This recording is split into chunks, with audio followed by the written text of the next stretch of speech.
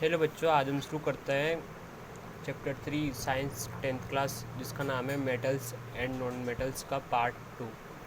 Part first में हमने physical properties of metals and non metals के बारे में डिस्कस किया था। अब हम पार्ट 2 में केमिकल प्रॉपर्टीज़ ऑफ मेटल्स के बारे में डिस्कस करेंगे।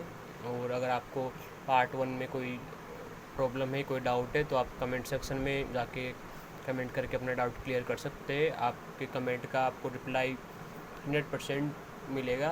और अगर आपको इसी तरह की और भी वीडियोस चाहिए नेक्स्ट चैप्टर की, तो आप चैनल को सब्सक्राइब कर लीजिए, ताकि आपको आने वाले वीडियोस की नोटिफिकेशन आपके मोबाइल पे जल्दी मिल जाए। तो इसी के साथ स्टार्ट करते हैं new topic, chemical properties of metals. जो जिस तरीके से हमने लास्ट पार्ट 1 में हमने फिजिकल प्रॉपर्टीज़ ऑफ मेटल्स पढ़ा था, जिसमें हमने सोनियरिटी, डक्टिलिटी, मेलेबिलिटी और भी बहुत सारी फिजिकल प्रॉपर्टीज़, उनके स्टेट क्या होते हैं, उनके बारे में डिस्कस किया था। तो उसी तरह हम इस पार्ट में केमिकल प्रॉपर्टीज़ ऑफ मेटल्स के बारे में डिस्कस करेंगे। Metals are electropositive elements, they have tendency to lose valence electrons their atoms to form positive ions. जो मेटल्स होते हैं वो क्या होते हैं? Electropositive elements. इलेक्ट्रोपॉजिटिव एलिमेंट्स क्यों काम? क्योंकि जो मेटल्स होते हैं वो क्या करते हैं? अपने वैलेंस इलेक्ट्रॉन को लॉस करके कैटायन बनाते हैं। या तो +1 बनाएंगे या +2 बनाएंगे, ठीक है। तो इस तरीके से जो इलेक्ट्रॉन्स को लॉस करके, वैलेंस इलेक्ट्रॉन को लॉस करके जो पॉजिटिव आयंस बनाते हैं, उन मेटल्स को क्या बोलते हैं? हम इलेक्ट्रोपॉजिटिव एलिमेंट्स बोलते हैं, ठीक है। तो मेटल्स क्या होते हैं? इलेक्ट्रोपॉजिटिव मेटल एलिमेंट्स होते हैं और अपने इलेक्ट्रॉन को वैलेंस इलेक्ट्रॉन को लॉस करके पॉजिटिव आयंस का फॉर्मेशन करते हैं। इसमें फर्स्ट रिएक्शन देखते हैं हम केमिकल प्रॉपर्टीज ऑफ मेटल्स में, reaction of metal with oxygen. आपको पता है कि ऑक्सीजन हमारे एटमॉस्फेयर में इजीली अवेलेबल होता है। तो अब हम देखेंगे कि मेटल ऑक्सीजन के साथ रिएक्शन करके क्या बनाती है। Almost all metals combine with oxygen to form metal oxide. लगभग सभी मेटल्स ऑक्सीजन के साथ कंबाइन करके मेटल ऑक्साइड का फॉर्मेशन करती है। तो एक जनरल रिएक्शन देख लेते हैं। Metal plus oxygen will give rise to metal oxide. Metal ने ऑक्सीजन के साथ रिएक्शन की, उससे क्या बना? Metal oxide. तो एक जनरल रिएक्शन होगी जब भी कि मेटल जब ऑक्सीजन के साथ रिएक्ट करेगी तो उससे क्या बनेगा? Metal oxide. और उसके नेक्स्ट एग्जांपल देख लेते हैं। मैग्नीशियम ने ऑक्सीजन के साथ रिएक्शन किया तो उससे क्या बना? Magnesium oxide. मतलब है कि बन गया मेटल ऑक्साइड, बन गया मैग्नीशियम का। Mg react with oxygen on heating and burn brightly. और जब भी मैग्नीशियम ऑक्सीजन के साथ रिएक्ट करती है तो बर्न करती है ब्राइटली, ठीक है। इसके साथ नेक्स्ट एग्जांपल है कॉपर का ऑक्सीजन के साथ। कॉपर ने ऑक्सीजन के साथ रिएक्शन किया तो उससे क्या बना? Copper oxide. तो ये, और कॉपर ऑक्साइड के साथ होता है, दिखने में ब्लैक ऑक्साइड होता है, ठीक है। नेक्स्ट है एल्यूमिनियम ने ऑक्सीजन के साथ रिएक्ट किया तो उससे क्या बना? Al2O3। तो यहाँ पर भी मेटल ऑक्साइड बना। उसके बाद एक स्पेशल नोट लिखा हुआ है, sodium and potassium both metal are more reactive, so they catch fire in open, hence to protect them they are kept immersed in kerosene oil। मैंने आपको चैप्टर 1 में इलेक्ट्रोकेमिकल सीरीज के बारे में बताया था, या उसको बोले रिएक्टिविटी सीरीज में, जिसमें आपको ध्यान होगा कि जो पोटेशियम और जो सोडियम है और टॉप मेटल्स में होती है, टॉप 5 मेटल्स में इनकी पोजीशन है। तो जो टॉप 5 जो अपर साइड प्रेजेंट होती है रिएक्टिविटी सीरीज में, क्या होती है? मोर रिएक्टिव होती है अदर मेटल्स की कंपेरिजन में। तो यहाँ पर सोडियम और पोटेशियम इतने ज़्यादा रिएक्टिव होते हैं कि अगर इनको ओपन में रख दिया जाए तो ये ऑक्सीजन के साथ रिएक्ट करके अपने आप आग पकड़ लेते हैं, अपने आप बर्न होना स्टार्ट कर देते हैं। तो इन्हीं बर्न को रोकने के लिए इनको हम क्या करते हैं? इमर्ज्ड करते हैं किसमें? केरोसिन ऑयल में, ताकि ये ओपन में ऑक्सीजन के साथ रिएक्ट करके अपने आप फायर कैच ना करे। तो ये आपसे क्वेश्चन पूछा जा सकता है एग्जाम में कि सोडियम एंड पोटेशियम को हम ओपन में क्यों नहीं छोड़ते, उनको ओपन में क्यों नहीं रखते, या फिर उनको हम केरोसिन में डिप क्यों करते हैं? तो इसका रीज़न ये है कि ये हाईली मोर रिएक्टिव है और ये ओपन में रखेंगे तो ये आसानी से कैच फायर कर लेंगे, ठीक है। इसके बाद नेचर ऑफ मेटल ऑक्साइड। जो मेटल ऑक्साइड है वो उसका नेचर कैसा होता है, तो इसमें देखेंगे हम reaction with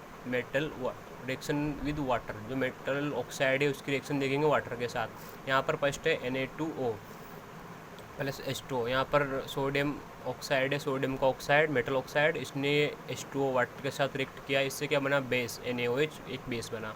K2O plus H2O से क्या बना? KOH। MgO मैग्नीशियम ऑक्साइड से क्या बना? Magnesium hydroxide MgOH whole twice, ठीक है। इसके बाद एक और देख लेते हैं line, most metal oxide insoluble in water but some of these dissolve in water to form alkalis या फिर base, Na2O and K2O are soluble in water. जो मोस्टली मेटल होती है, मेटल ऑक्साइड, वो इंसोल्यूबल होती है किसमें, वाटर के अंदर। बस कुछ एक्सेप्शन है या फिर कई कुछ एग्जांपल हैं जो क्या करते हैं, सोल्यूबल होते हैं वाटर में। कौन कौन से वो आपको दो ध्यान रखने हैं, Na2O और K2O, सोडियम ऑक्साइड और पोटेशियम ऑक्साइड, ऐसे दो मेटल ऑक्साइड है जो सोल्यूबल होते हैं वाटर में, ठीक है। इसके बाद नेक्स्ट रिएक्शन देखते हैं, रिएक्शन विद एसिड।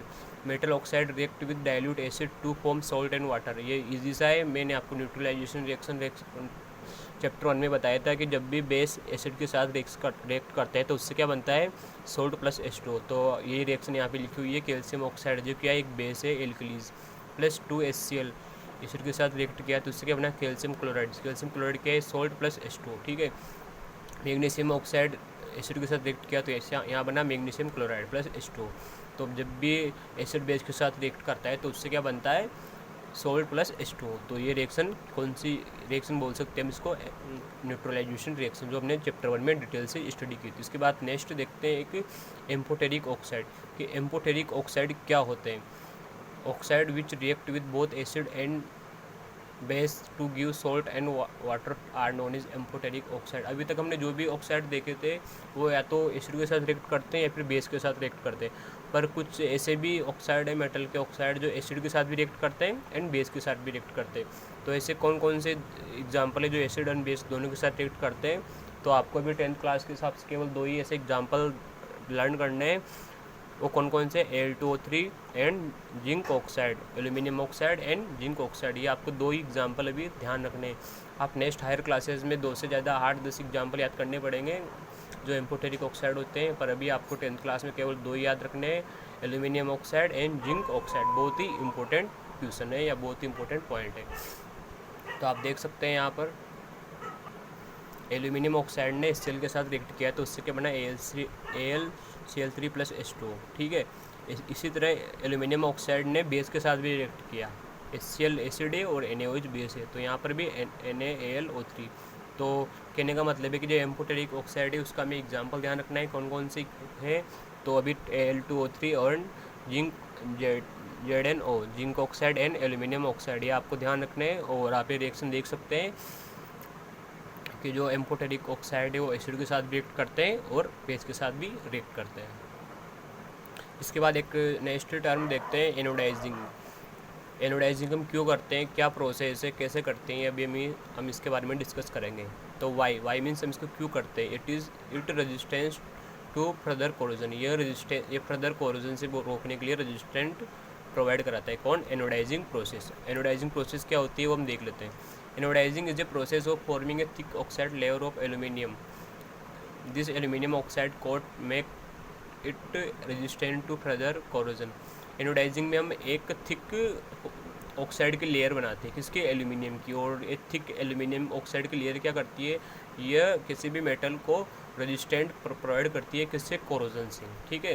तो एनोडाइजिंग में एक सिंपल सी बात होगी कि हम एल्यूमिनियम ऑक्साइड की थिक लेयर बनाते हैं और ये थिक लेयर किसी भी मेटल को फर्दर कोरोजन होने से प्रिवेंट करती है। और हम एनोडाइजिंग में ये एनोड की लेयर कैसे बनाते हैं वो हम प्रोसेस देख लेते हैं। यहाँ पर हमें एक कंटेनर लेते हैं और इस कंटेनर में 2 एनोड लेते हैं। एक एनोड यहाँ पे रहेगा एल्यूमिनियम का और एक कैथोड यहाँ पर रहेगा कार्बन का, ठीक है। इस यहाँ पर इनके इलेक्ट्रिक सर्किट से इनको कंप्लीट कर देते हैं सर्किट को, और इसमें डाइल्यूट H2SO4 फिल कर देते हैं। जब हम यहाँ पर इलेक्ट्रिसिटी पास करते हैं तो एल्यूमिनियम जो एनोड है उस पर ऑक्सीजन डिपॉजिट होने लग जाता है। जब ऑक्सीजन डिपॉजिट होने लग जाता है तो एल्यूमिनियम और ऑक्सीजन क्या बनाते हैं, Al2O3, एल्यूमिनियम ऑक्साइड। तो इस तरीके से एल्यूमिनियम के ऊपर एल्यूमिनियम ऑक्साइड की थिक लेयर का फॉर्मेशन हो जाते हैं, ठीक है। और जो यहाँ पर जो थिक लेयर बनती है एल्यूमिनियम की, इसको हम जो दूसरी मेटल से उसको कोरोजन से रोकने के लिए उस पर कोटिंग कर देते हैं, ठीक है। ड्यूरिंग एनोडाइजिंग, ये प्रोसेस हम नीचे लिखी हुई है। ड्यूरिंग एनोडाइजिंग एक clean aluminium article is made the anode and is electrolysed with the dilute H2SO4 the oxygen get evolved at the anode react with aluminium to make a thick protective oxide layer. जैसा मैंने आपको बताया कि जो oxygen निकली है acid से वो एल्यूमिनियम के साथ रिएक्ट करती है और Al2O3 एक प्रोटेक्टिव ऑक्साइड का फॉर्मेशन करती है, ठीक है। और जो प्रोटेक्टिव ऑक्साइड जो हमें एल्यूमिनियम का मिला है उसको हम किसी दूसरे मेटल को कोरोजन से रोकने के लिए कोटिंग करते हैं। नेक्स्ट टर्म है कैलोराइजिंग। जो हमने एनोडाइजिंग किया उसी के नेक्स्ट प्रोसेस की तरफ पढ़ सकते हैं कैलोराइजिंग। कैलोराइजिंग में क्या होता है, the process of coating the surface of some metals like iron, copper with aluminium और its oxide is known in calorising. जब हमने एल्यूमिनियम ऑक्साइड की जो लेयर बनाई उसी को हम किसी दूसरे मेटल पर कोट कर दें, किससे बचाने के लिए, कोरोजन से बचाने के लिए, तो इसी प्रोसेस को क्या बोलेंगे हम, कैलोराइजिंग। दोनों प्रोसेस अलग है, कैलोराइजिंग एंड एनोडाइजिंग। एनोडाइजिंग में हम एल्यूमिनियम की थिक लेयर बनाते हैं एल्यूमिनियम ऑक्साइड की, ठीक है। और कैलोराइजिंग में एल्यूमिनियम ऑक्साइड की थिक लेयर को हम किसी दूसरे मेटल पे कोटिंग करते हैं। तो दोनों प्रोसेस अलग अलग है। इसके बाद नेक्स्ट टॉपिक है reaction of metal with water.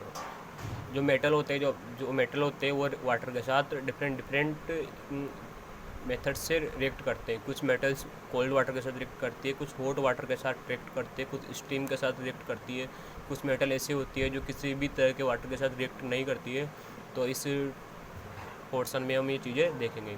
तो जब भी वाटर मेटल के साथ रिएक्ट करता है तो जनरल रिएक्शन कौन सी है वो आपको ध्यान रखना है। मेटल जब भी वाटर के साथ रिएक्ट करेगी तो उससे क्या बनेगा, metal oxide plus hydrogen gas. ये जनरल रिएक्शन हो गई, ये आपको ध्यान रखना है।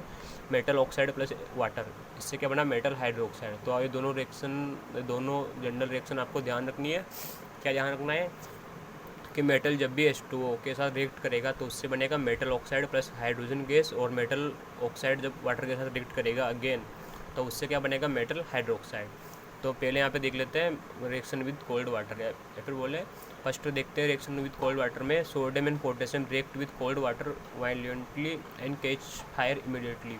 जो सोडियम एंड पोटेशियम हमने इलेक्ट्रोकेमिकल सीरीज में देखा था, बहुत हाईली रिएक्टिव मेटल है। तो ये कोल्ड वाटर के साथ रिएक्ट कर जाती है बहुत जल्दी से और आग पकड़ लेती है, फिर इनमें आग लगना स्टार्ट हो जाती है सोडियम एंड पोटेशियम में। तो यहाँ पर रिएक्शन देख लेते हैं पोटेशियम एंड सोडियम के H2O के साथ। तो पोटेशियम जब H2O के साथ रिएक्ट करता है तो उससे क्या बना है, KOH प्लस हाइड्रोजन गैस, जैसा कि जनरल रिएक्शन हमने पढ़ी थी उससे के अपोजिट। और यहाँ हीट एनर्जी रिलीज़ होती है। हीट एनर्जी क्यों रिलीज़ हुई है, क्योंकि जो sodium and potassium highly reactive metal है, तो इसकी वजह जो हीट एनर्जी रिलीज़ हुई है इसकी वजह से कैच फायर हो जाता है। दूसरी रिएक्शन है पोटेशियम, पहली पोटेशियम की दूसरी सोडियम की। सोडियम की भी रिएक्शन सेम उसी बेस में रिएक्ट करती है।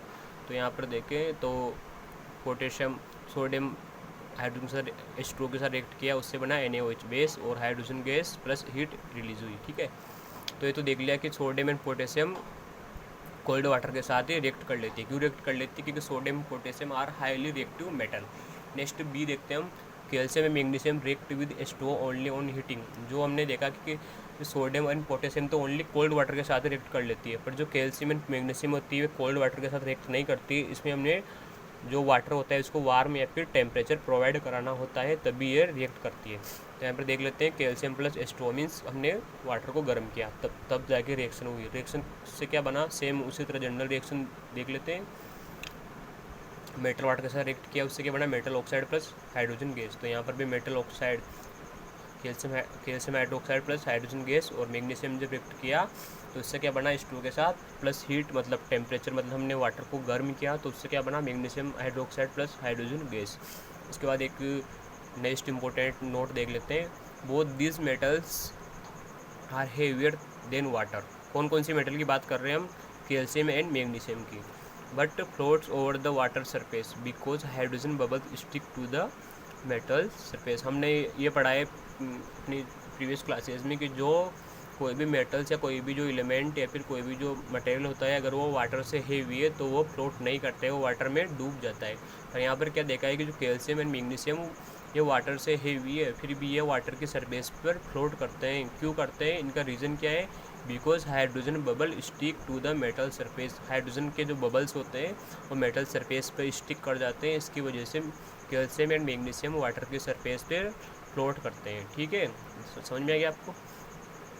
उसके बाद सी देखते हैं, metals like aluminium zinc iron react with water only when steam is provide. अभी तक हमने ये सेक्शन में देखा था कि वहाँ पर सोडियम एंड पोटेशियम ने कोल्ड वाटर के साथ आसानी से रिएक्ट कर लिया। उसके बाद कैल्शियम एंड मैग्नीशियम में हमें हॉट वाटर लेना पड़ा और अब जो सी देख रहे हैं एल्यूमिनियम, जिंक, आयरन, इन मेटल्स को वाटर के साथ रिएक्ट तभी रिएक्ट करती है जब हम स्टीम प्रोवाइड करते हैं, या नॉर्मल वाटर के साथ रिएक्ट नहीं करती है। तो इनकी रिएक्शन भी सेम जो हमने जनरल रिएक्शन देखी उसी तरह है। एल्यूमिनियम वाटर के साथ रिएक्ट करता है तो उससे क्या बनता है एल्यूमिनियम ऑक्साइड और हाइड्रोजन गैस। सेम उसी तरह हमने जो जनरल रिएक्शन देखी उसी तरह ये रिएक्शन है। इसके बाद नेक्स्ट है एक और इम्पोर्टेंट है, metals such as lead, copper, silver and gold do not react with water at all. किसी भी कंडीशन में lead, copper, silver and gold water के साथ रिएक्ट नहीं करती है किसी भी कंडीशन में, चाहे आप टेम्परेचर 1000 डिग्री कर दो या कितना भी कर दो, या फिर आप स्टीम प्रोवाइड करवा दो, तब भी वाटर के साथ रिएक्ट करेगी नहीं। कौन कौन सी metal? Lead, copper, silver, gold. ये आपको 4 मेटल ध्यान रखने हैं। कौन से? Pb, Cu, Ag and Au। ये चारों मेटल वाटर के साथ रिएक्ट करती ही नहीं है किसी भी कंडीशन में, ठीक है, ये आपको ध्यान रखना है। नेक्स्ट केमिकल प्रॉपर्टी में देखते हैं reaction of metal with acid, metal की एसिड के साथ reaction. Metals placed above hydrogen in reactivity series react with dilute acid like HCl and sulfuric acid to evolve hydrogen gas and forms metal oxide। इस जो भी लिखा है उसको हम इजी से देखते हैं, पहले देख लेते हैं। Metal placed above hydrogen in reactivity series, जो हमने चैप्टर 1 में रिएक्टिविटी सीरीज देखी थी उसमें जो हाइड्रोजन के एबव जो भी मेटल्स प्रेजेंट होती है वो क्या करती है? रिएक्ट करती है dilute acid like H2SO4 and HCl के साथ रिएक्ट करती है, और उनसे क्या बनता है? हाइड्रोजन गैस एंड मेटल का सोल्ट का फॉर्मेशन होता है। कौन सी मेटल रिएक्ट करती है? जो मेटल्स हाइड्रोजन के ऊपर प्लेस्ड होती है, किसमें? इलेक्ट्रोकेमिकल सीरीज में। कौन कौन सी मेटल हाइड्रोजन के ऊपर प्लेस होती है वो हम देख लेते हैं एक बार। इस तरीके से रिएक्टिविटी सीरीज होती है, यहाँ पर होता है हाइड्रोजन के ऊपर कौन कौन सी मेटल प्लेस्ड है? Pb, Fe, Sn, zinc, aluminium, Mg, Ca, Na, Li और पोटेशियम, ठीक है। तो ये रिएक्टिविटी सीरीज NCERT में लिखी हुई है और यही है। तो मैंने यहाँ पर एक हिंदी में ट्रिक लिखी हुई है, इस ट्रिक से आप रिएक्टिविटी सीरीज को याद कर सकते हैं। ये पोसो लिका मांगे आलू जो इटली को मरकरी, सिल्वर, गोल्ड, प्लेटिनम देगी। तो इस तरीके से आप देख लीजिए, इस तरीके से आप इस इलेक्ट्रोकेमिकल सीरीज को सीरीज वाइज ध्यान रख सकते हैं। तो अपने अभी तक क्या पढ़ा? जो हाइड्रोजन के वो जो प्लेस्ड मेटल है वह एसिड के साथ रिएक्ट करती है like dilute acid H2SO4 HCl in formation of hydrogen gas and metal salt. जो हमने पढ़ा है उसी को हम रिएक्शन में देख लेते हैं। Metal plus dilute acid will give rise to salt plus H2 gas. Potassium, sodium, lithium and calcium react violently with dilute H2SO4 and dilute HCl forming the metal salt and hydrogen gas. अभी हमने देखा था कि जो potassium, sodium, lithium and calcium ये क्या है? More highly reactive metal है, मीन्स ये रिएक्टिविटी सीरीज में टॉप पर आती है। तो ये एसिड के साथ वायलेंटली मीन्स बहुत तेज़ी से रिएक्ट कर लेती है और सॉल्ट एंड हाइड्रोजन गैस का फॉर्मेशन कर लेती है, ठीक है। Hydrogen gas not evolve when a metal react with nitric acid. It is because HNO3 is a strong oxidizing agent. It oxidizes the H2 produced to H2O and itself get reduced to any of the nitrogen oxide। इसमें क्या लिखा हुआ है कि जो जब भी nitric acid है वो मेटल के साथ रिएक्ट करके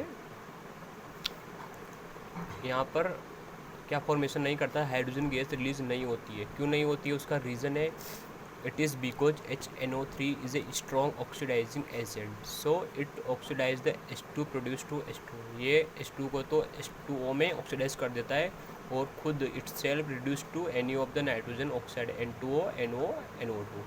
तो यहाँ पर जो रीज़न है वो क्या है कि why HNO3 nitric acid hydrogen gas produce नहीं करता है when metal react with nitric acid, ठीक है। तो इसका रीज़न क्या है? HNO3 is a strong oxidising agent, it oxidise H2 produce to H2O। ये H2 को तो H2O में ऑक्सीडाइज कर देता है और खुद किसी भी नाइट्रोजन ऑक्साइड में रिड्यूस हो जाता है। कौन कौन से नाइट्रोजन ऑक्साइड में? N2O, NO और NO2। तो कोई तो ऐसी मेटल होगी जो नाइट्रिक एसिड के साथ रिएक्ट करके हाइड्रोजन गैस बनाएगी। तो हाँ बिल्कुल ऐसी मेटल है। कौन कौन सी मेटल है? Magnesium and manganese. Mg and Mn react with very dilute HNO3 to evolve H2 gas. ठीक है, ये ऐसी मेटल है Mg और Mn जो वेरी डाइल्यूट HNO3 के साथ रिएक्ट करके हाइड्रोजन गैस का फॉर्मेशन करती है।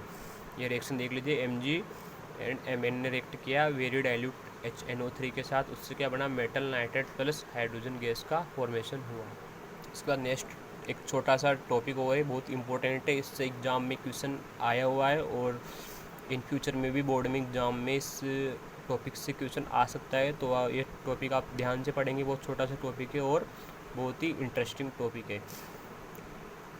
आपने भी यहाँ पर देख लेते हैं, हमने यहाँ पर एक नाम देखा, aqua regia. What is meaning of aqua regia? Aqua regia एक लैटिन वर्ड है जिसका मीन्स होता है रॉयल वाटर। कि ये कौन सा ऐसा रॉयल वाटर है? तो हम अगर रॉयल से कुछ इंटरप्रेट करें तो रॉयल मीन्स होता है एक स्पेसिफिक, मीन्स रॉयल वाटर किसी स्पेसिफिक के लिए बना है, मतलब किस स्पेसिफिक मेटल के लिए बना है, ये हम अभी देखेंगे।